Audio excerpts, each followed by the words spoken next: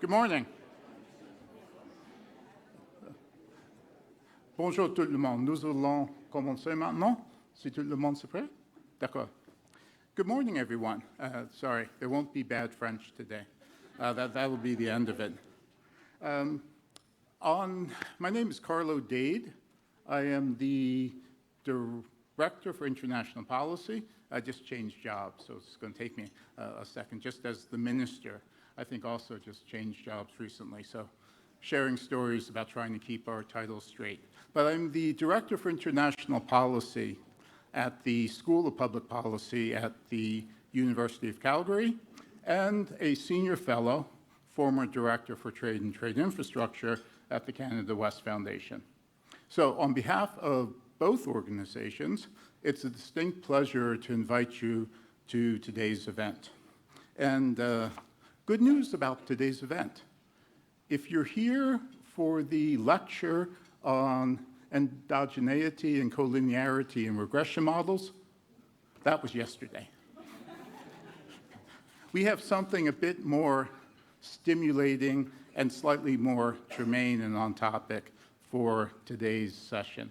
We're delighted and honored to have 3 ambassadors from missions to Canada that are attending the G7, the Group of 7 Leading Global Economies, Leader Summit in Kananaskis next month. So I'm not going to try and do a 5-second summary of the G7 and its importance. I think those of us who were here 23 years ago remember the event quite well. And for others in the room, we've got a great panel and some very deeply informed moderators to help us. As you can see from the agenda, we have a full agenda, and we'll have a full stage. Ouais, nous sommes pleins comme un ouf, vraiment. So we need to move expeditiously. Before doing that, though, I want to take a moment to acknowledge that we convene here today on the traditional territories of the First Nations of Treaty 7 and Districts 5 and 6 of the Métis Nation.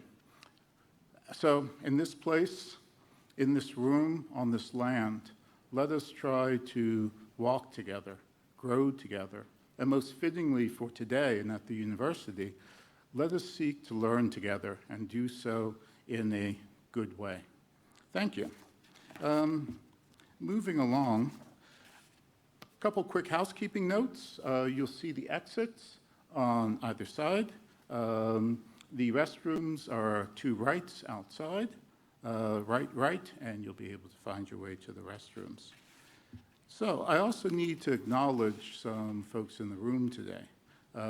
We have not yet MP, MLA Court Ellingson from Calgary Foothills. Court. We also have 2 names that I think need no introduction. Brian Fileski. Brian, you're here someplace. And Ron Mannix. I just bumped into Ron coming in the door. Thank you for joining us. Friends of the Canada West Foundation, friends of the University of Calgary, it's great to have all of you here today. We also have too many consul generals and honorary consul generals to list by name. I do know the UK, Great Britain is here, and the Chinese consulate general are here as well. But if I could have the consulate generals and the honorary consulate generals stand for a second for acknowledgement. Thank you.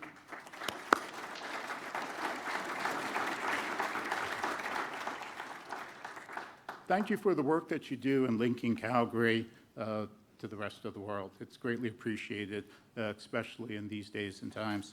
So, moving right into our program, it is a distinct pleasure to again welcome opening remarks. We'll start with the Chancellor of the University of Calgary, Jayhawk, now a Calgarian, John Cornish. And everyone's bio is on the table in front of you, so we're not going to take time for those. John, please.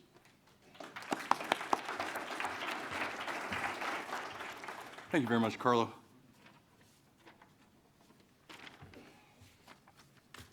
Good morning, distinguished guests. On behalf of President Ed McCauley and the entire University of Calgary community, I extend the warmest of welcomes to this critical G7 Ambassadors panel hosted by the School of Public Policy and the Canada West Foundation. And I particularly welcome His Excellency Matthias Lüttenberg of Germany, Her Excellency Genevieve Toots of the European Union, and His Excellency Rob Tinline, British High Commissioner to Canada.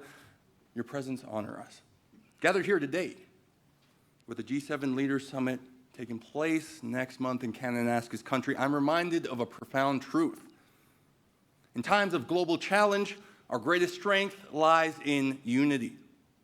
And one lesson I want to impress upon us today is this. To quote Finland's Field Marshal Mannerheim from his memoirs about the Winter War, fractiousness in our ranks is more deadly than any external threat. And internal discord opens the door to external aggressors. History has shown us repeatedly that united nations, regardless of size, can develop unprecedented resilience and withstand the most formidable ordeals that destiny brings. In this critical moment of global cooperation, we must remember that the strength of the G7 has always been rooted in our shared commitment to our fundamental values: democracy, human rights, the rule of law, and free markets. And these principles transcend any single administration or political cycle. When discord threatens our collective voice, we must recognize that fractiousness within our ranks poses a greater threat than any external challenge. A G7 that speaks with clarity and conviction about its core values doesn't require unanimity on every issue, but it does demand that we never compromise the foundational principles that brought us together. In my professional career, I've witnessed firsthand that championship teams, successful portfolios, and outstanding universities share a common trait: cohesion through adversity. And with the current state of our world, welcome to the world of 50% tariffs, welcome to the club, facing security challenges, economic uncertainty, and social upheaval, it is more critical than ever that we talk to each other, that we work together, and that we find collaborative solutions to what are truly global challenges. As we prepare for next month's summit, let us ensure that what emerges is not just political expediency, but the enduring values that made the G7 a beacon of stability in an uncertain world.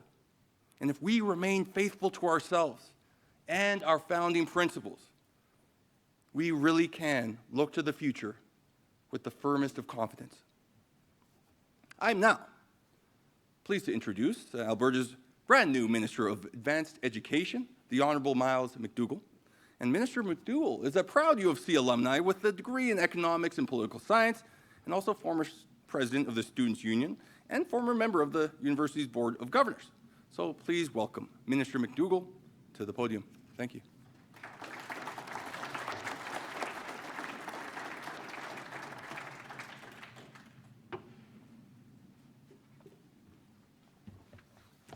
Thank you, John, for the introduction, and good morning, everyone. You have the unfortunate, you're going to have the unfortunate experience. This is my first public address since becoming a minister less than a week ago. So excuse me if I feel a little bit nervous in that. I am pleased to acknowledge, first of all, our distinguished guest this morning. Some have been mentioned already. His Excellency Rob Tinline, British High Commissioner, Ambassador of the Federal Republic of Germany, His Excellency Matthias Lüttenberg, Ambassador of the Republic of Italy, His Excellency Alessandro Cattaneo, and Ambassador of the European Delegation, Her Excellency Genevieve Toots. Hope I pronounced that wrong. And of course, there's a number of other dignitaries that I probably left out, and I apologize for that. But on behalf of Alberta's Premier, the Honourable Daniel Smith, and the Government of Alberta, it is my pleasure to welcome you to our beautiful province and to my hometown, the wonderful city of Calgary, and to the G7 Ambassadors panel. I'd also like to acknowledge Carlo Dade, Director of International Trade and Policy at the University of Calgary School of Public Policy, and the Honorable Doug Black, Board Chair of the Canada West Foundation. So thank you to our hosts and moderators for this morning's events, and Martha Hall Findlay, Director of the School of Public Policy, and the Honorable Gary Marr, President and CEO of the Canada West Foundation. It is a great honor for Alberta to once again host the Group of Seven Summit here in Kananaskis. The last time we welcomed the summit was in June 2002. And while things have certainly changed in the intervening years, many of the challenges facing this group of leaders remain the same, including a global political situation that seems destined to provide one surprise after another for the foreseeable future, and the incredible influence of rapidly evolving technology on every aspect of our lives. One thing that hasn't changed is that predicting the future remains a risky business. But we would be remiss not to try, at the very least, to catch a glimpse of what's ahead. In a world defined by rapid change, one enduring constant is the value of thoughtful reflection and meaningful conversation on the complex issues shaping our future. Governments have an important role to play in creating space for those conversations to happen.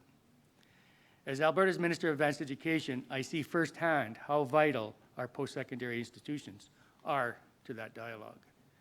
Through academic research and evidence-based public policy advice, like that from the University of Calgary's School of Public Policy, we can begin to sketch a picture of what's possible and use that vision to help guide the road ahead.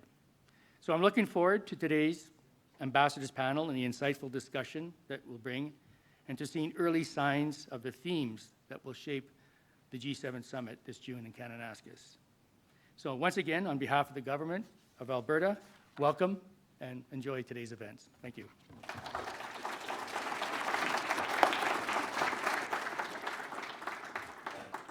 Thank you very much, Minister. This is also my first time doing one of these events with the school, so I think I've just been outshone by the Minister there on how to do these events. Now, if I could, the Honourable Senator Doug Black, Chair of the Board of the Canada West Foundation, for a few words. Thank you, Carl. Thank you, good to see you, sir. Well, good morning, friends. It's great to see so many friends here this morning. I'm very happy on behalf of the Canada West Foundation to welcome you to this very important session today. It's timely because Canada and our G7 partners must expand and diversify our trade and diplomatic relationships. As global uncertainty rises and stable partnerships become unstable and unpredictable, the urgency to strengthen our existing collaborations quite clearly grows sharper. And it's important because the economies of our nations, our energy security, and our democracies are being tested in profound ways. These are not abstract concerns. These are felt directly in our homes, our businesses, and our communities. We can all agree that much is at stake. And leadership is now desperately needed, and that's why this conversation, among others, matters today. It is natural and necessary for the G7 nations, longtime allies and friends, to join and examine how to break down boundaries and to build stronger, more resilient global ties. And it's natural that the Canada West Foundation play a central role in this dialogue. For over 50 years, with your support, the work of the Canada West Foundation has focused on delivering smart, practical, evidence-based policies that serve Western Canada, because our view is that when policy works for the West, it strengthens all of Canada. And a strong Canada is good for the world. At the Canada West Foundation, we collaborate with governments, industry, and leaders, such as you, to build a resilient, interconnected region, one that is vital to our future. We develop policy to improve trade and the infrastructure that supports it. We propose reforms to streamline project approvals, so critical infrastructure like pipelines, mines, and housing can be built. And we support solutions to train and grow the workforce that's needed to deliver on these projects. Our work is not theoretical. It's practical, and it's being heard. As an example, just last week, at the request of the Privy Council Office of Canada, we were asked to provide information and guidance on reducing internal trade barriers and improving worker mobility. This adds to our past contributions to governments and elected leaders at all levels over many, many years. So, folks, we are proud to bring this conversation with our partners and friends at the University of Calgary to the forefront today. Thank you to our distinguished panelists, to our partners at the University of Calgary, and to all of you for joining us. Let's use today to help shape the next chapter of global engagement. Thank you for your commitment. It's a privilege to be with you. Thanks, Carl. I'll now ask the moderators, Gary and Martha, and Your Excellencies to come to the stage. And while folks are coming up, just a side note for folks in the room about how the sausage is made with panels like this. We've gone through, I think, 5 or 6 different iterations of ambassadors, a change in minister too. So it's really difficult, I think, given that the finance ministers are in town and the distance of the travel to Calgary. We really are fortunate that we could have the diplomatic corps from Ottawa come out. So I'll work our way down the panel and then turn it over to our 2 moderators. Martha Hall Findlay is on your far right, director of the School of Public Policy. She's also leading the University of Calgary's G7 conference, full-day conference, June the 12th. So check the website, and if you're interested in more on Calgary and the G7, I urge you to come join us on June 12th for a full day. We have premiers coming in, no, not prime ministers. Former prime ministers. Again, this is how the sausage is made. We're calling audibles, John. We have His Excellency, the High Commissioner for Great Britain to Canada, Rob Tinline. Her Excellency, the Ambassador for the Delegation of the European Union, Geneviève Tutz. And His Excellency, the Ambassador for Germany, or the Co-Ambassador for Germany, Ambassador Lüttenberg.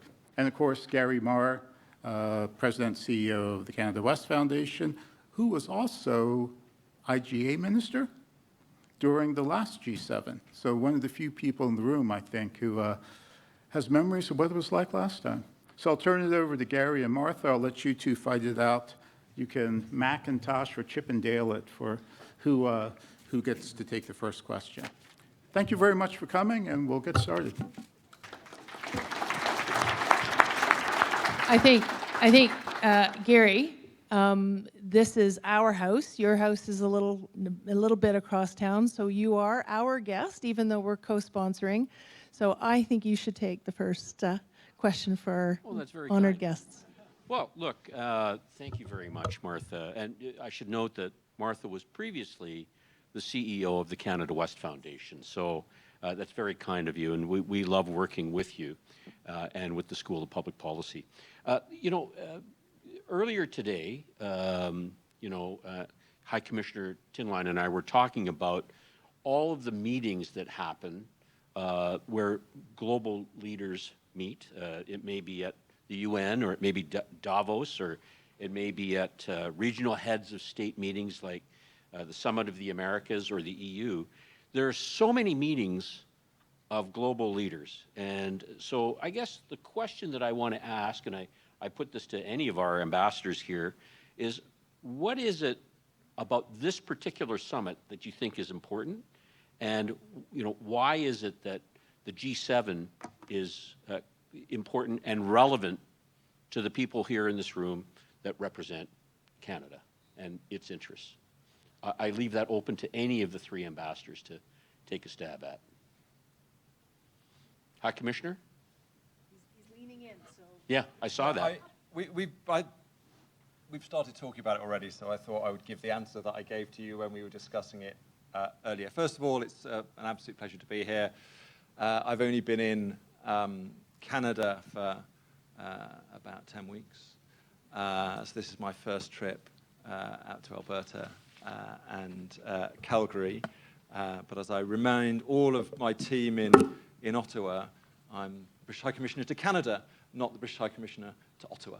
So I will ensure that I'll be back in a couple of weeks for the summit, but I will ensure that I'm not a stranger to Alberta. So look, picking up your question, for me, the answer I gave you earlier was the G7's a small meeting. It was set up 50 years ago to get people round a campfire discussing informally what needs to happen. And all of the meetings that you mention, excuse my European Union colleague at the side, are big meetings, right? You end up with a huge table with 25, NATO, EU, some of the Americas, huge tables with big groups of people sat round. And it's hard to have those sorts of really kind of close, intimate, detailed discussions in those sorts of groups. Now, obviously, ministers meet informally in smaller groups. They meet one-to-one all of the time. But having that structure where you get a group of fundamentally like-minded countries together and they can really talk through the issues that they are grappling with, the disagreements as well as the areas of agreement, and really try and work out kind of what's the way forward, as I say, disagreements as well as agreements. It's important to sit and talk in the room. And we saw at the G7 in Charlevoix, the foreign ministers' meeting, Melanie Joly, the foreign minister at the time, deliberately didn't invite any guests. It was just the 8 of them in the room talking, how do we deal with issues of the world? And so for me, the real value of the G7 is that small venue where they can really get in to the detail of the problems facing us amongst like-minded colleagues and deal with disagreements in private amongst themselves and really push forward where there is agreement and make a real difference. And we've seen that the G7 has been the motor of a lot of the action on Ukraine, on Russia, sanctions on Russia. A lot of that has been driven by the G7, and you've really seen that drive forward. So I think there's a huge value. Well, thank you. Thank you also from my side for having us here this morning. It's truly a pleasure.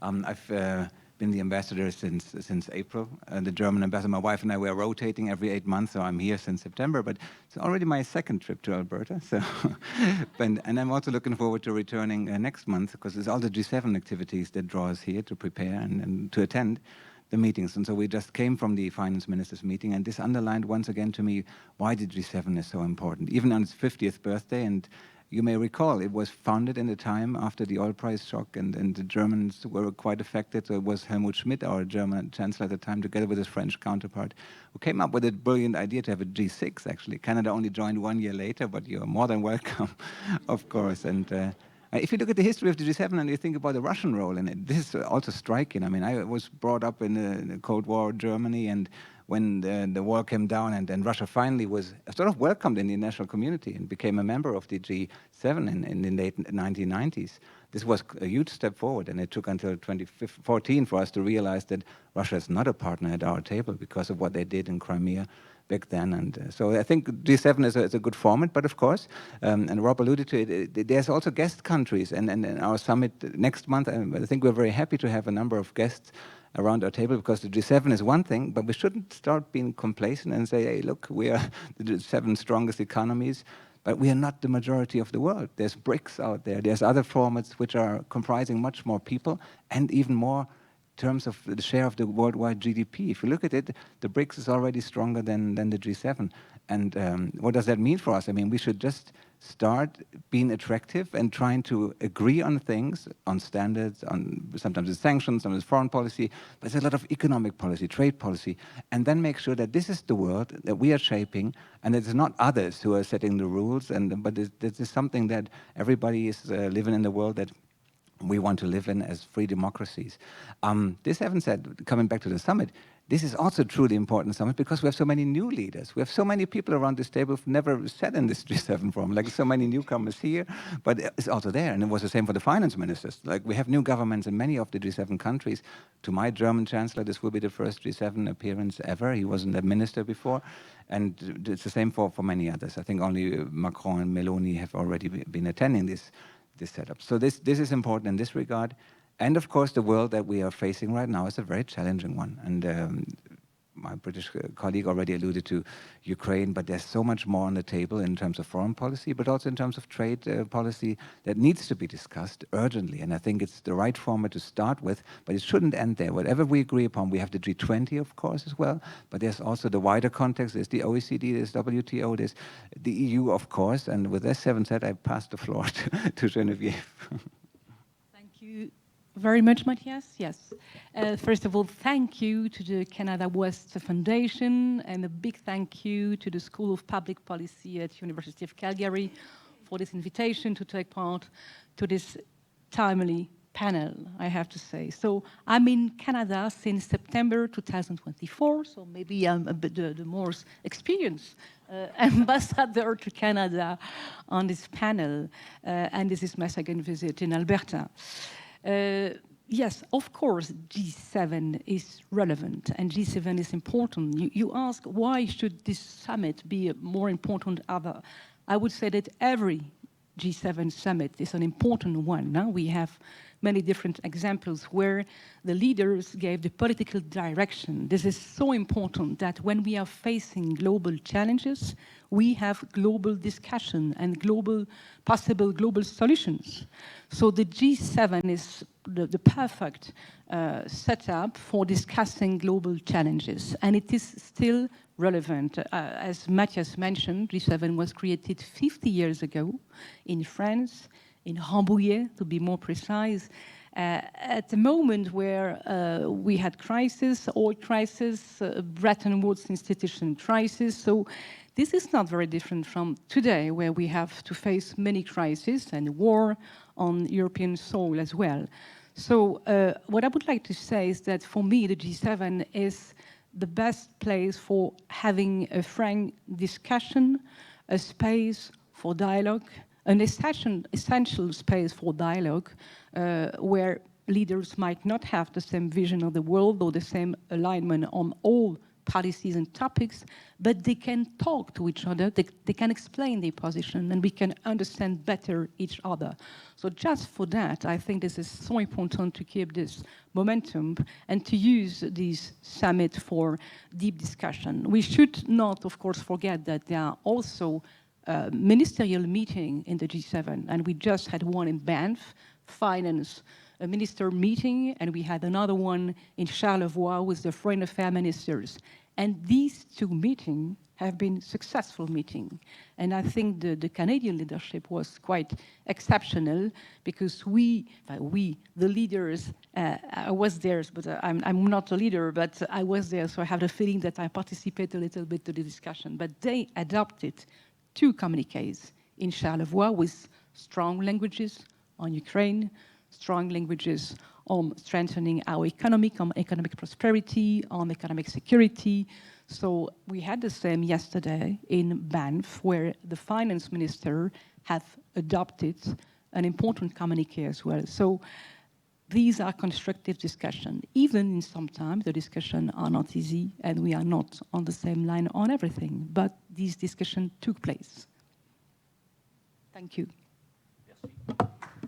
Thank you. I actually wanted to ask about trade and the hopes for these sessions, to talk specifically about trade and economic security, and I'm sure we'll get to that discussion. But you've all commented on the fact that there are many new faces at the table. including a couple of glaringly new faces at the table, although maybe not necessarily new, back again, shall we say. Is there anything about the fact that there will be such a new group of people around the table that either bodes well for the success of the meetings or will create additional challenges? Would really love your thoughts on, it's not just that the three of you are relatively new in your roles, but of course the people who are at the tables and will be there in 3 weeks. The dynamic will be, I think, probably interesting, and would love your thoughts on whether that will have a positive or be challenging. What are your thoughts? If I may, I think it's first of all positive, because the feedback that at least I got from my minister, who's exchanging all the mobile phone numbers, and I think he really felt that as there were many new faces, and it's a very open community, it's very important that the high-level politicians are connecting quickly, but they will run into each other in many different occasions. It's not only the G7 meetings, sometimes it's EU meetings, sometimes it's NATO, or it's whatever you have, and therefore this will go very quickly. But you have to understand that the G7 is really, it's a huge process with many different layers, starting from the expert level, as the Sherpa track, so the guys who are actually preparing the meetings and who are working on the communiques, and this of course is not changing so much. There are some changes here and there, but the overall engine of the G7 is still functioning very much the same way. So I'm not so much concerned. Of course, there might also be new friendships. Sometimes people don't like each other too much. This can also happen, but I think we always at the G7 managed to deal with all sorts of constellations, and there might be surprises still, but I'm very confident that the fact that there are so many new ones also makes them think again, are we headed in the right direction? Is this really something that we want to? For us in Germany, I can clearly say our new coalition government is very much committed to the G7, is very much committed to the EU, to NATO, to all the multilateral fora that we share, including with Canada, and also to the transatlantic friendship. Yes, maybe I can maybe share with you some experience from on the EU side. You know that in the EU, every 6 months we have a new presidency. So every 6 months, a member state will chair the EU Council. So for the first semester, Poland was chairing. Then on the 1st of July, Denmark will chair the presidency of the Council of the EU. Then it would be Cyprus. So that means we are working on a rotation. And in G7, you see the same dynamic. Every year you have a new G7 presidency. But these meetings do not happen in the middle of nowhere. There is a continuity. So the work will be continued based on what the Italian presidency did, especially on Ukraine, or the new development on this loan for Ukraine, or based on what the Japanese did on AI with the Hiroshima process. So that means that the chairmanship of Canada will of course, continue the work done by the previous leaders. And having new leaders, of course, brings a new dynamic, but a positive one as well, but not in the middle of nowhere. There is still this trend and the work that has been continued and pursued by the new presidency. So I don't think it's a factor of more difficulty or creating or generating more difficulties amongst them. In my view, there is a dynamic there, something fresh in a way, bringing fresh ideas, or yes, but in the continuity of what has been done before. So I just add briefly, in some ways it's less what's in their past and what's in their future. The fact that you've got new leaders means you've got leaders who are likely to be there for the next few years. And so you've got a set of people with new mandates, with several years ahead of them, depending on the system and all of that, who know they're going to be working together for that period and can think about what they want to do over that period. So I think that's the moment that this G7 probably has, is that you've got a set of leaders, many of whom have that sense that they're going to be there for the next few years and working with each other for the next few years. Can I just jump in and now and build on that because of the trade piece, and then you can.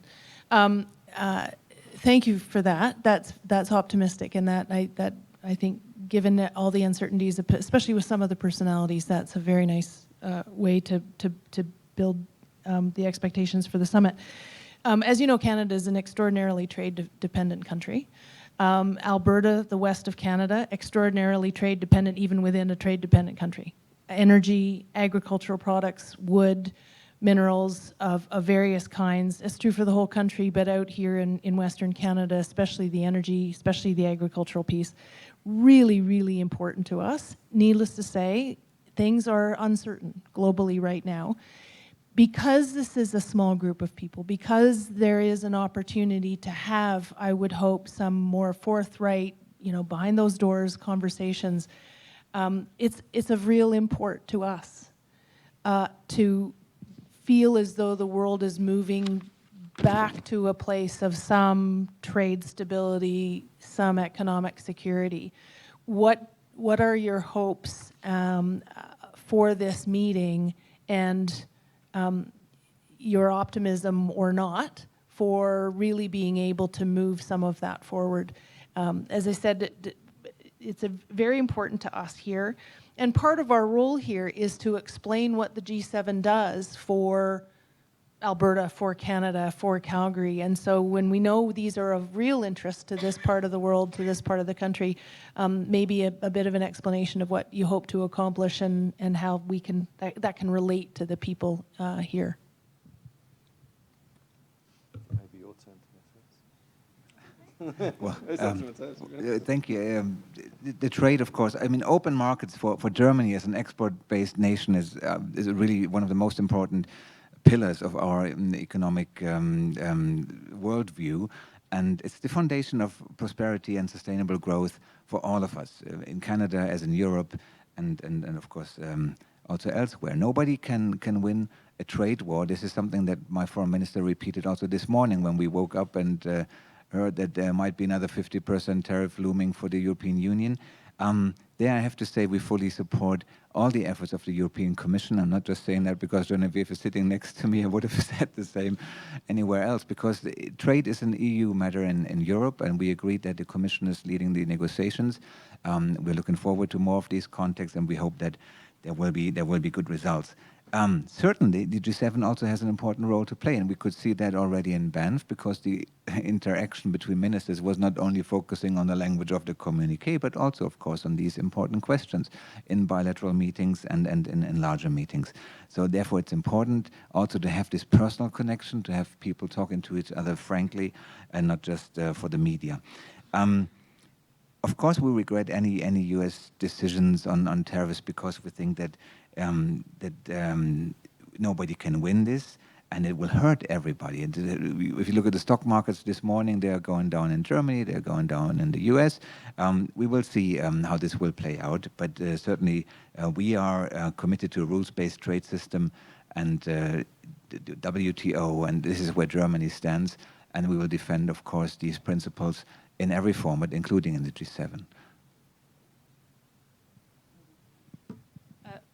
Thank you very much, Matthias, for your support and the support from Germany to the European Commission. As you rightly mentioned, the EU Commission is responsible for the discussion on this trade policy that I will not comment.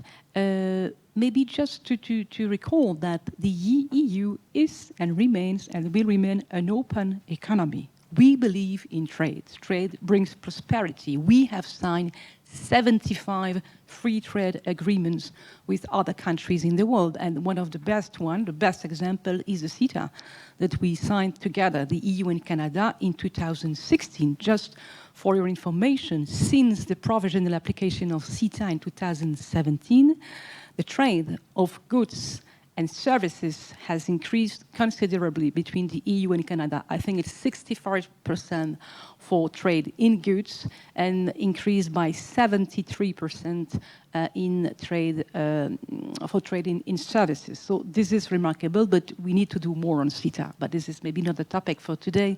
But we are aware that we could also work more in Europe and in Canada to make CETA well known by companies here in Canada and in the EU to cooperate more on that basis. So we are believer in trade, and we will, of course, defend an open economy. But at the same time, the EU has adopted last year what we call a European economic security strategy.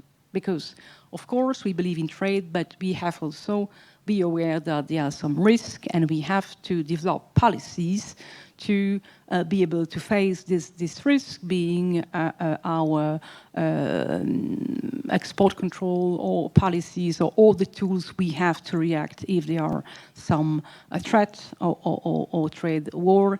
And as Matthias said, there is no winners in trade war. I will stop here. So look, I'll echo colleagues on, the UK is a country that's very reliant on trade, and we've always had a very open and free economy, and it's going to stay that way. In terms of what comes out of the G7, I just sort of make 2 points. Firstly, there is the G7 as a sort of amorphous thing is essentially decisions of 7 countries and the European Union together deciding that each of them individually are going to do a certain set of things. And so that is the conversation. So it's a little bit like when people say the UN is failing at this. Well, actually, the UN is generally a collection of member states deciding to do something or not to do something rather than an organization. And with the G7, it's a set of countries and the European Union deciding where we can combine our efforts to make a difference. We'll see where the discussions take us on trade at the summit. But I come back to something Matthias said earlier about there's a huge amount beneath the headlines. Yesterday, one of the biggest things that the finance ministers agreed was a call to action on financial crime. That is an important issue and one where the G7, given our economies, our banking system, have a really significant role to play. And actually, the G7 doing more together in that area can have a really serious impact on a big challenge. Now, it's never going to be in the headlines. That's not what people are going to go away talking about from the finance minister about. But actually, not losing track of the huge amount of work that we spend our times in these jobs and in previous jobs kind of working away at is something I think we just need to not lose sight of as we go into summer. Great. Thank you. I listened carefully to the opening remarks of the Chancellor and the Senator and the Minister, and there was a lot of discussion about the uncertainty of the world, that we live in a VUCA environment. It's volatile, it's uncertain, it's complex, and it's ambiguous. And yet, as I hear the three of you, there's a certain amount of optimism in what you are talking about. And, Ambassador, you and I were talking about this earlier about, as good as things may be, there is always room for improvement, or as you say in German, Luft nach oben. How's that? Was my pronunciation okay? Wonderful. All right, okay, good. So there is room for improvement. And so I guess my question is, there are people who are skeptical about the EU, people who may be not as optimistic as the three of you have expressed your optimism. What message would you have for those individuals that are skeptical about the value of a G7 and how we move forward to exercise that there is room for improvement and that we can do positive things? Well, thank you very much. I would start with a personal experience, and Rob Tinland also mentioned it, that we've been working a lot in G7 context before. And my optimism comes from the fact that we know how it works and that we have achieved so much together already. And I'm not only talking about leader statements, but it's also the practical work, how to agree on certain types of sanctions, for example, against Russia in the framework of Russia's war of aggression against Ukraine, how to help Ukraine jointly in its effort to restructure, to reconstruct the country. How, for example, we had a special, you wouldn't believe it, we had 3 G7 calls every week on different topics. It was the Eastern Europe Directors meeting, there was one on sanctions, and another one only on the fact on how to export grain from Ukraine during the war, which was about the Black Sea, but also the EU was part of it. because we have solidarity lanes. So we had different topics which we discussed in the G7, and we have to underline that the EU is part of the G7 as the 8th unofficial member, so to speak, but we are always doing this jointly with the EU colleagues. And we have achieved so much in terms of practical progress, alignment between ourselves, but also sending out these messages to all of our global partners. I mean, we have a Pacific component with Japan, we have a very strong European pillar, and we have the Atlantic American pillar. So we are, our voices are heard, we are present all over the world, but this is also about sharing our views and our achievements with the rest of the world. And we often talk about the so-called global south, but it's important to make everybody understand that what the G7 doing is not just to become richer or more important. This is really about also developing cooperation, about trying to help those countries like Ukraine in a very difficult situation. And as we were successful in many of these regards, and we've agreed on much which was really having an impact, therefore I'm optimistic that the G7 will continue to play such an important role as long as we are united in our values and in our policies to a certain extent, because it was already been said, we don't always enter a room in full agreement. We hopefully manage to leave this room in agreement with a joint communique, and this is what usually works. It's a long work, and it's often we're sitting late at night and working on communiques, but this is the way that diplomacy works among the G7, and I think this is a very important tool. I cannot agree more with what Matthias said. So there are many reasons to stay optimistic. And for me, the most important reason is that these people will meet, these leaders will meet and have the opportunity to exchange and to have a dialogue and to try to find solutions together and to understand, as I mentioned at the beginning, understand each other better. And we've seen, as you mentioned, some important development, and especially on Ukraine. And I think for the EU, this is maybe one of the most geopolitical issue for the time being, to keep the unity of the G7 on our support to Ukraine. I know that Canada is wonderful on that because you are as well supporting Ukrainian in this war. So we need to keep this support, military support, humanitarian support, financial support, and put pressure on Russia and keep this pressure to allow Ukraine to be in a better position to negotiate with Russia. So in my view, if there is a positive outcome of this G7 summit, it would be to reaffirm and to confirm this unwavering support. And it has been the case in Charlevoix, it has been the case yesterday in Banff, and I'm confident that it will be the case in Kananaskis. But as Matthias mentioned, there are also very concrete things and things that we are facing every day in our daily life, like intelligence, artificial intelligence. You know that the leaders will discuss the way to continue the so-called Hiroshima process initiated by Japan to have clear standards at international level on AI, not just AI, but also quantum technologies. So we need to be aligned on this topic and maybe try to develop a shared vision.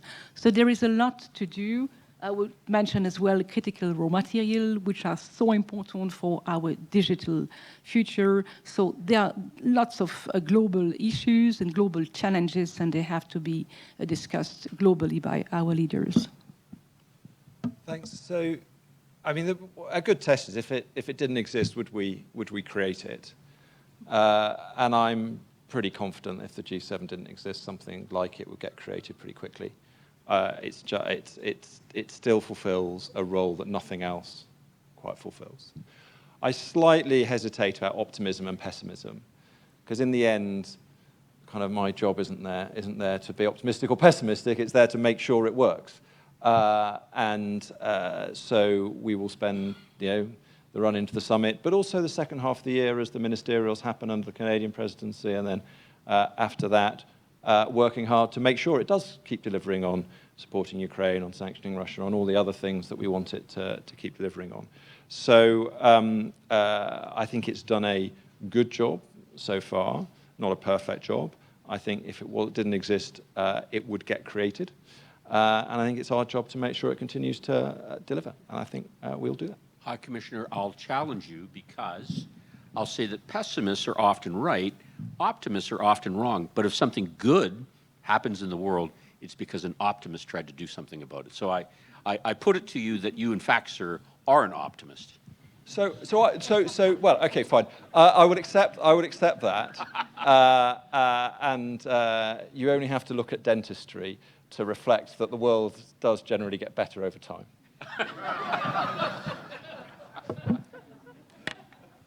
Martha, I yield the floor to Okay, you. just went to a visual. I'm not. No. It's interesting, the support for Ukraine, for sure. Just a reminder for everybody, the last time the G7 was held in Kananaskis was 2002, which was right after 9/11, of course. And so global security was very much top of mind. So it has nothing to do with optimism or negative or pessimism, but the realities of the world are sometimes pretty challenging. The other aspect that I think is really important for Canada is that we have a lot of Russians just to the north. And so when you look at the map and you actually have the Arctic in the middle, it changes your perspective on what is happening from a security perspective. So really appreciate your comments and especially with respect to the support for Ukraine. Changing the topic a little bit, out of last year's G7, the largest section of a 35-page communique from the G7 leaders focused on energy, climate, and the environment, and specifically the, I quote, triple global crisis of climate change, pollution, and biodiversity loss. That was a big chunk of what happened and what came out of last year's summit, partly but not exclusively with the new regime in the United States. Climate, environment don't seem to be necessarily top of mind. Indeed, we're all hearing a lot of very different approaches to some of these issues. What are your expectations, if we can put the pressure on you, and hopefully you'll respond? What are your expectations from this meeting on these issues? Would we be able to actually have a similar part of a communique? Will it be different? Just would appreciate your thoughts. Well, maybe I'll begin and then I'll quickly hand over. No, but the important message here is that these matters are of such a global impact and global importance, climate change and our climate targets, that we have to discuss them amongst the G7. And the Italian communique, 35 pages, sounds impressive, but of course they highlighted many of the urgent needs which we are all facing. And you can discuss about the scientific background of climate change, but it's the fact that we have to get our policies right to counter it. And we in Germany, we are, for example, committed to climate neutrality already by 2045. I think in the G7 communique, we are talking about net zero by 2050, but of course there's also elements like energy security, there's resilience, which are still on the table, and I'm sure we can also do more about renewable energy. Alberta is also well known for the methane reduction, so I think this is something which is also part of the communique of last year. Of course, these communiques don't have to repeat each other, and they have to come up with new ideas, and every presidency can choose the focus slightly differently, and this is what happened all these years, and we in 2022, when we held the presidency, also had a different focus. But of course, at the end of the day, everything needs to be agreed amongst everybody. And if one member of the G7 doesn't like a certain wording, it won't appear in the communique. And this is the rule as it has always been. We're changing governments in G7 countries, so sometimes this happens. But if you look at the G7 finance ministers communique again, you will find there's so much strong language on many important issues. So that leaves me with some degree of confidence that we will be able to have a very good language in whatever sort of communiques. It will not be the one major thing, but maybe different ones. But there will be good language on these crucial questions, especially on climate change, on, I don't know, maybe biodiversity or what have you. But the important message really is that we have to address the issues. If we don't get to terms with our language, then they might be dropped. But it won't change that we will continue having these discussions amongst the G7, and they will still strive for solutions. And of course, everything we said last year will still be valid and will not be gone. Just picking up on something Matthias said earlier, I think climate is one of those areas where you need the bigger group. Now, that's not for a moment to say the G7 shouldn't be driving progress and set ambition. And we closed our final coal-fired power station recently in the UK, and yeah, absolutely we are that. But it's one of those issues where we can talk about it amongst the G7 and set our ambition, but actually you need the bigger group. And obviously, as we go towards COP in Brazil, how we get to a good outcome of that COP with the world represented is the critical challenge for this year. The G7 is a potential way marker on the way to that, but that's the big moment for this year. As noted earlier, the size of BRICS now compared to G7, you need the BRICS to be on board. And much broader. So very briefly, these are global issues, and of course, we still believe in the EU that the G7 is able to give maybe the political direction or political signal on these important questions. As Matthias mentioned, of course, this was discussed maybe deeply in Italy, in Apulia, the last summit. That does not mean that we need to repeat this discussion again. This has been discussed, and there was this commitment in the communique. But we also need to respect the focus that the Canadian presidency will choose after having discussed all these topics to prepare the summit with the different leaders. And maybe today or in the next summit, the focus will be elsewhere. We know that there will be lots of discussion on global security, on energy, on critical minerals. So, and this is, of course, linked to energy, environment, and climate are, of course, three topics linked together. So if the topic is not itself as a separate topic on the agenda, of course, this will be discussed because this is part of a global question. Voilà.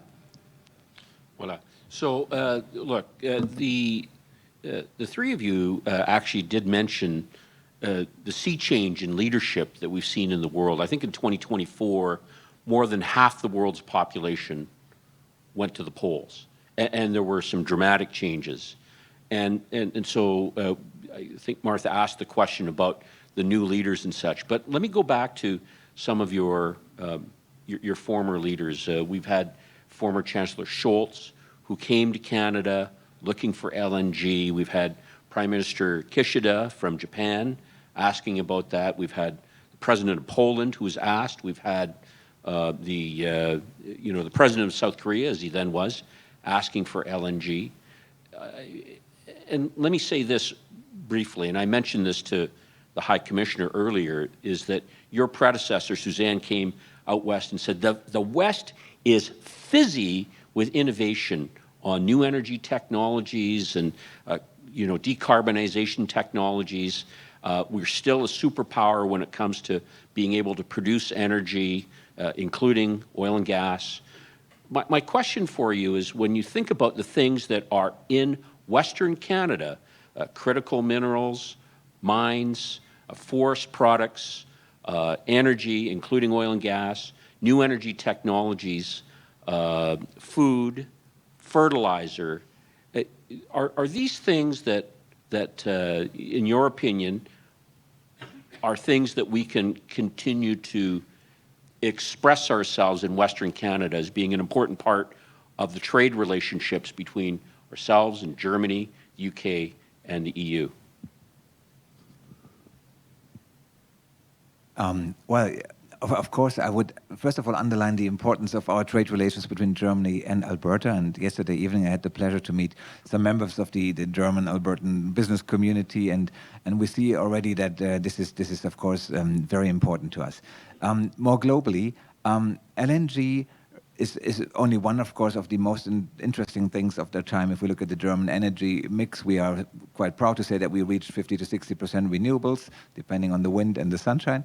But we are very happy to have gotten so far, and we will continue working into this direction. So fossils, for us, given the climate neutrality goal or the target that I mentioned by 2045, is of course something that we will use as a transition technology, but which is not there for the long run if we look at our energy mix. But for the time being, it's possibly not a secret that 90% of our LNG comes from the United States of America. So a bit of diversification might also be helpful. We are very interested in finding partners for LNG exports, but of course it takes certain infrastructure, and this port infrastructure, the pipeline infrastructure needs to be built somewhere. We are very happy to have this dialogue with Canada, with Alberta, and of course Canada also has to have the interprovincial discussions that we are all following with great interest.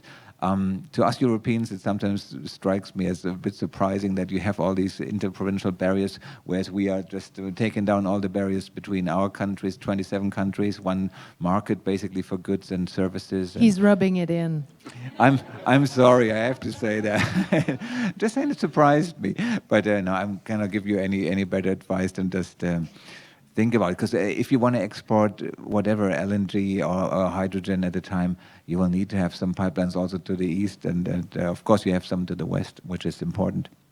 But we are looking at Alberta not only under the headlines of raw materials or critical minerals, but also, of course, of innovation. And it's impressive to see the university landscape and everything that comes from Alberta, and also in terms of other products that are made here. But yeah, I'll pass it on to my colleagues.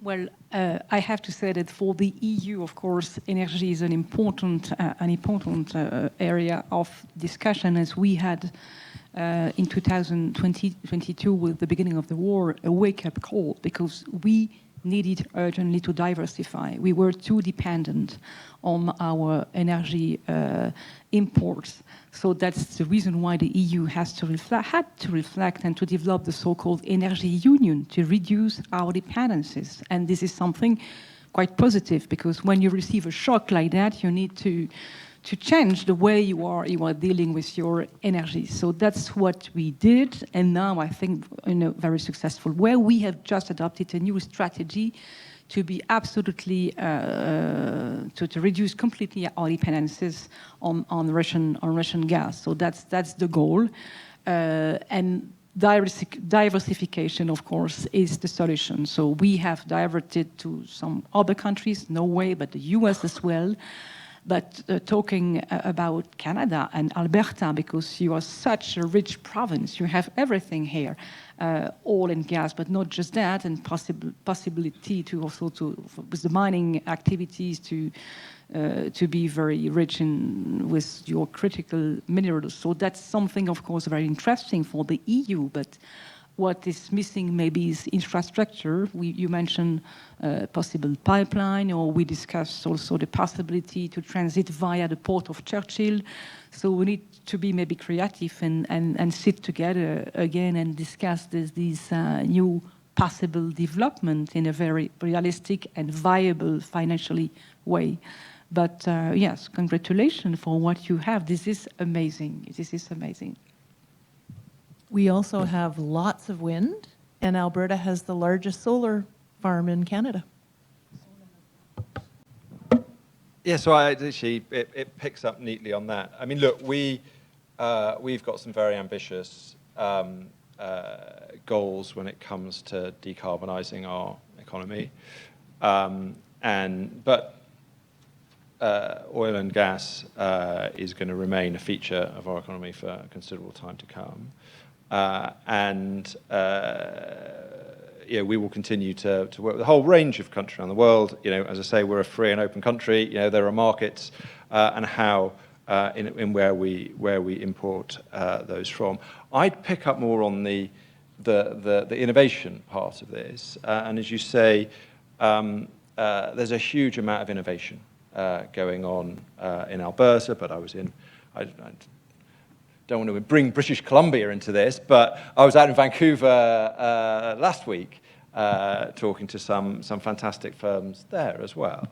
And so there's an incredible ecosystem of kind of new technology, innovation, and not just the ideas, but then how do you take those through to commercialization, to the market, to scale. And there's some brilliant partnerships between UK institutions, UK firms, and institutions and companies here in Alberta and BC, and obviously across Canada more broadly.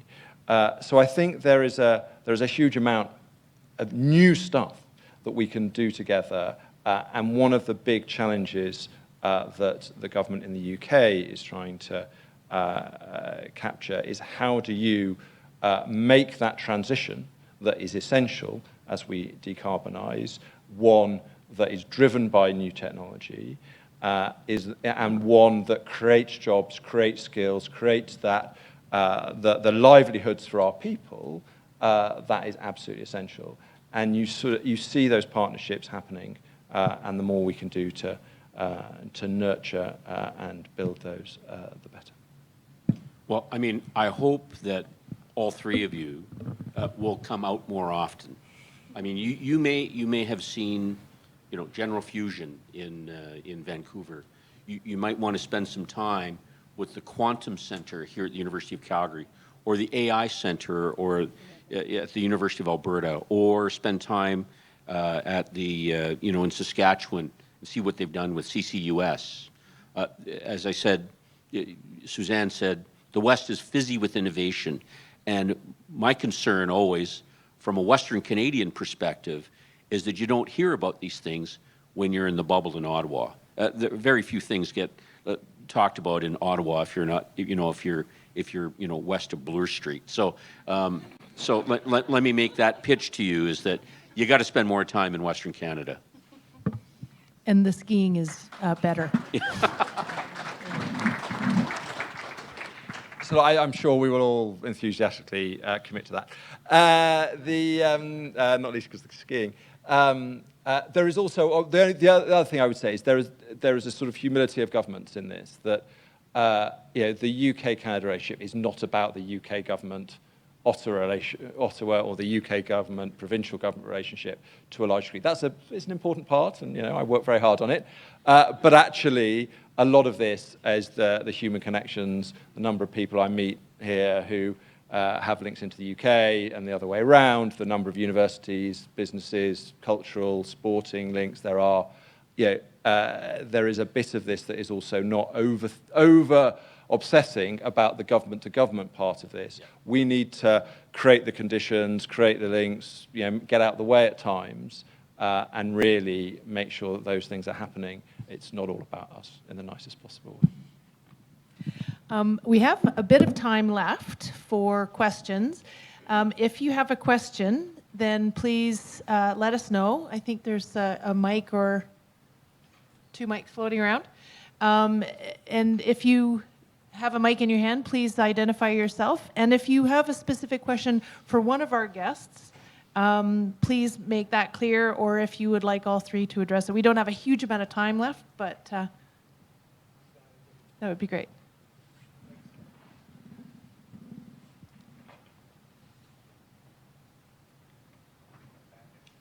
Judy. Okay. Thanks, Carlo. My question's around agriculture and food. Okay, who are you? Oh, yes, I'm sorry. David Disiak. For the benefit of the room. David Disiak, a long career in the ag tech industry here in Western Canada and around the world. So ag food. Canada is one of the few handful of countries in the world that can really truly export large volumes of grains and oilseeds. A large part of our productivity gains in the last 30 years has been the adoption of GMO technology. There's been, the science is clear, it's safe, we've got no issues around human health, animal health, or environmental issues. In fact, it's been a big part of driving our productivity gains and improving carbon sequestration to help moderate climate change. The EU has still been very reluctant to adopt this technology, which kind of dampers its adoption around the world because of trade issues. So is there any, I'd be interested in your views on the EU moving more towards a science-based decision-making system that would allow for the advancement and the adoption of these technologies, which would help with food security and help certainly improve trade between Canada, Western Canada, and the European Union.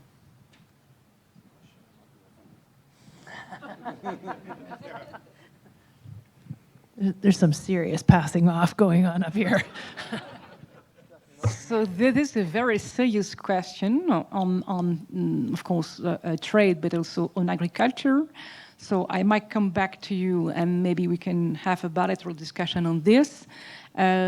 What we know is that we are also interested in these technologies to improve, of course, trade between the EU and Canada. But more precisely, I think I would like to have a conversation with you bilaterally to understand better what is precisely the question on which technology you refer to. Maybe this is not the now, but I will come back to you. I'll share with you this anecdote. In the early 2000s, they were trying to export Saskatoon berries from Alberta to Great Britain. And it didn't satisfy the EU rules. The EU said, this is a novel food. Novel to who? I mean, First Nations people have been eating this for 10,000 years. And you know who changed that? Boris Johnson, back in 2005. He said, this is not a novel food. This is an absurdity. And he fought for the entry of Saskatoon berries into the EU. And he was successful. So when his trade minister came out here about 4 years ago, I gave him 2 jars of Saskatoon berry jam, one for him and one for the Prime Minister. So we can show progress on these things, in my opinion.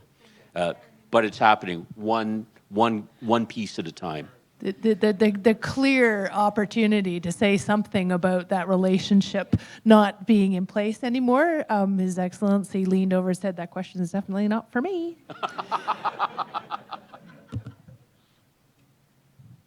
Kasia Piquet, former Deputy Minister of Environment of this province. And my question is to Genevieve, but pretty much to all of you. Given European Union commitment, and I'm also EU citizen, so I'm dual, I'm Polish-Canadian for record. This is a practical question, what Alberta energy sector and companies can do to be a larger part in your energy security strategy? And thank you for decreasing dependence on Russian natural gas. We have plenty of it, and Europe, I think, still imports around 17% of Russian oil, but making a really, really good effort. But practically, what can we do? Okay, thank you very much for this question. So we just had a meeting because I was here in Banff with the EU Commissioner responsible for finance and economy. And we had a meeting with Premier Daniel Smith, and of course this is something they discussed, they mentioned it, and she referred to a conversation apparently between the Western provinces yesterday on how to maybe work better together in view of this expansion of energy. So she also mentioned a possibility of infrastructure, especially via the port of Churchill, maybe. So this, of course, needs reflection, and as I mentioned previously, viable financially solutions to bring your energy to Europe. So far, I'm not sure that this is the case, that there are some ways to transport, that the infrastructure are in place for that. So, but she referred to some commitment to develop this infrastructure in the coming years if the authorization process is reduced and if there are some other new developments. So we would be happy to continue the conversation, of course, but it has to be realistic, viable, and yes, if it takes 10 years, of course, to build infrastructure, maybe we will be a bit ahead on our renewable energy, and maybe the needs will be different from now.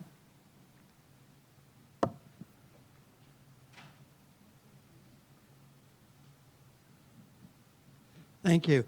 More an observation than a question when the subject of canola came up. Alan, who are you? Alan Turnbull. I'm a retired partner from Baker McKenzie.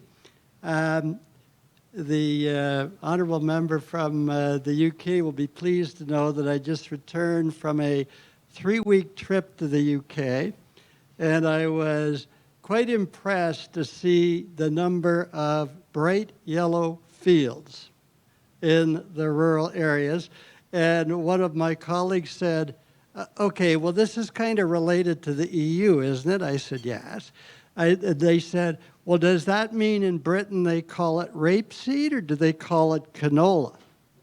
And then we got into the big debate as to the difference. But I did want to make the observation, the number of bright yellow fields means a lot of canola is being grown in the UK.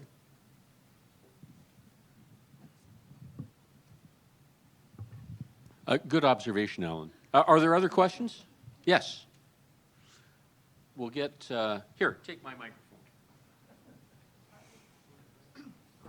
Thank you and good morning. Emma Sarne, the Consul General of the Philippines here in Calgary. And it's an interesting debate, discussion that we're having. But I wanted to ask, with the resurgence of BRICS, is there a possibility in the future of the G7 pivoting to ASEAN? I'm the only ASEAN member country, unfortunately, here in Calgary. But I think, we are having our summit next week. The ASEAN summit is happening in Kuala Lumpur next week. And yes, like I said, given the resurgence of BRICS, though Indonesia is already a part of BRICS, is there in the horizon for G7 for a pivot to ASEAN or maybe closer integration with ASEAN? Thank you. So look, I mean, it depends a little bit what you mean by a pivot, right? So if the question is about membership of the G7, the membership of the G7 has been pretty static for a while, with one obvious exception, and I doubt that would change. In terms of invitations to ministerials, to summits, that is something that each presidency looks at each year. And takes different views. It will absolutely be open to the Canadian ministers in the second half of the year or future presidencies to say, actually, let's invite some either representatives of ASEAN or countries within ASEAN to be to specific meetings. I don't know what future presidencies have in their mind. I don't know what the second half of the Canadian presidency will bring. But I think all of us would subscribe to the importance of our relations with ASEAN. We've, as the UK, become an ASEAN partner country recently, and we put a lot of effort into building that relationship because of the value that we see in working more closely with ASEAN, and we continue to do that. High Commissioner, I note that Britain is is a member of the Comprehensive Progressive Trans-Pacific Partnership, the CPTPP, and I think that there's a real opportunity for Canada working with Britain going into ASEAN nations, recognizing the enormity of the marketplace there. And if I may add, there's also a format which we call G7 Plus. It's not a very static format, and in this format we are, for example, discussing sanctions, or we are having other forms of energy support for Ukraine, which also G7 Plus format, which is more flexible. But sometimes, if your government, for example, is interested to join these formats, you can reach out to our capitals, and we'll be happy to share with you some information, or maybe an invitation to join these formats, and then maybe over the longer run, you can get working with the G7 even more closely. We have time for one more.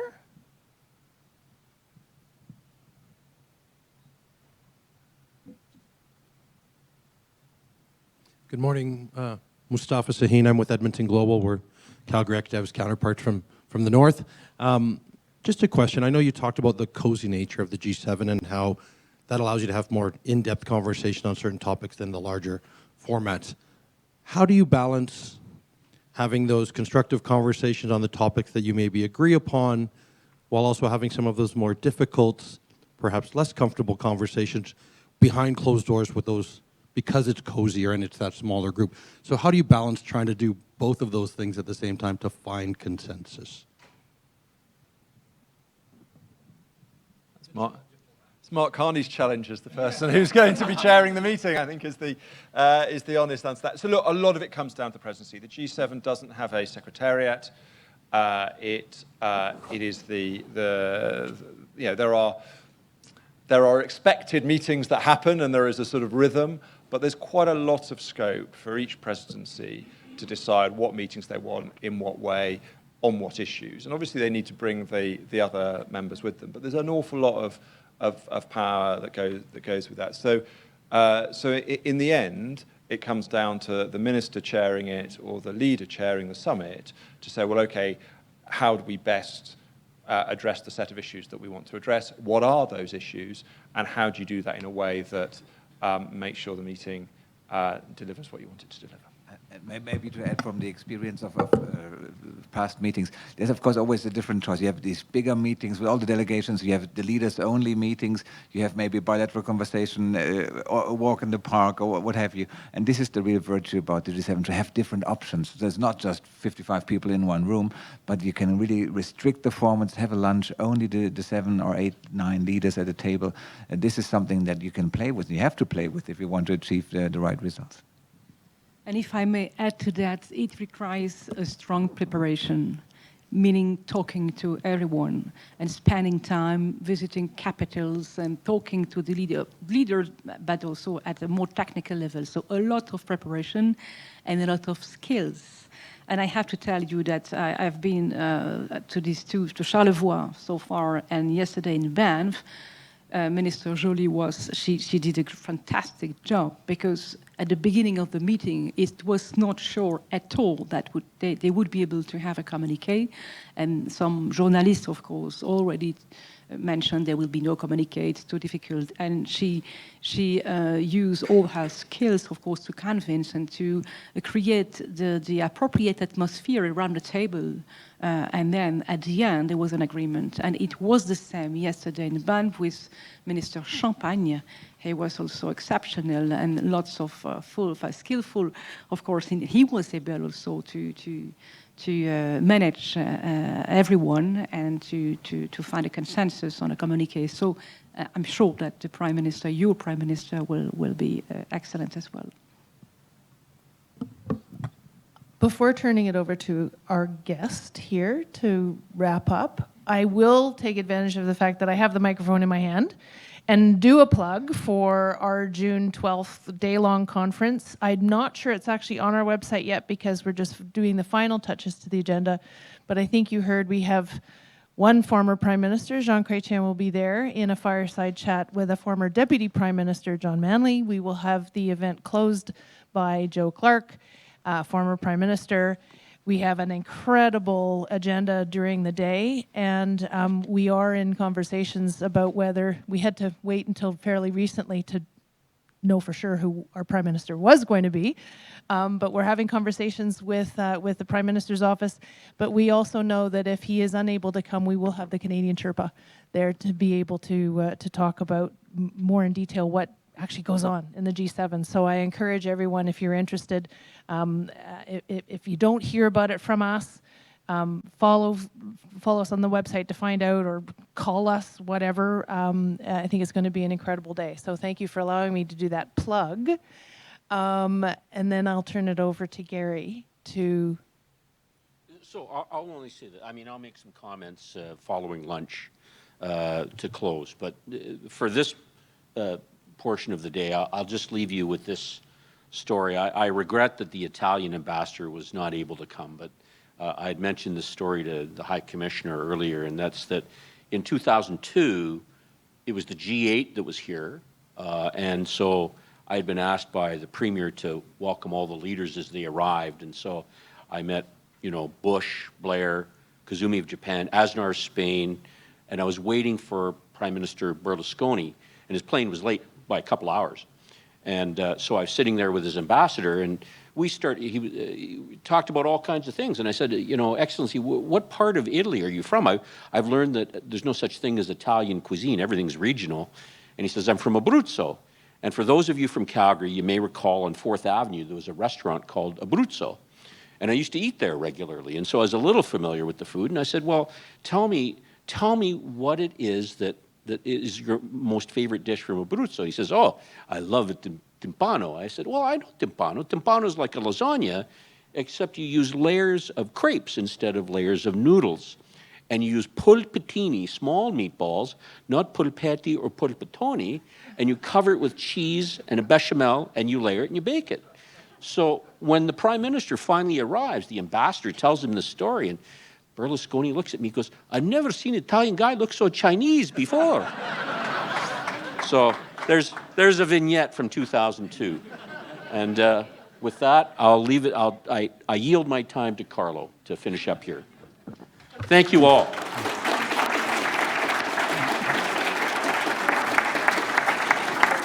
So thanks, Gary. Rule number 1 of public speaking in Alberta and Calgary, don't follow Gary Moore.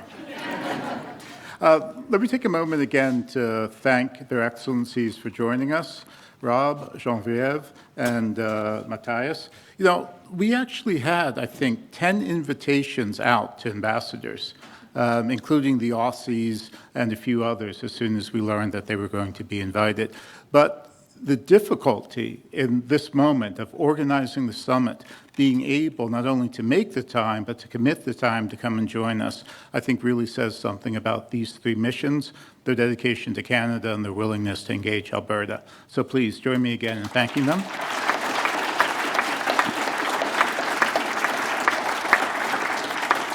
I also neglected to acknowledge a great friend, also a friend of the university and of Canada West Foundation, the Honourable Lois Mitchell, former Lieutenant Governor of Alberta. And with that, I'll leave you for a second plug. Right, boss? Either one of you could answer then. Yes. A second plug for our full-day seminar or conference on the G7, which will be held at the University of Calgary. We're really looking forward to that. So as we welcome the world's leaders and the world's attention 20 years later back to Alberta and to Kananaskis, one of the few venues to host 2 G7s, London being one of the other ones, of course. So thank you very much and look forward to seeing you on June 12th.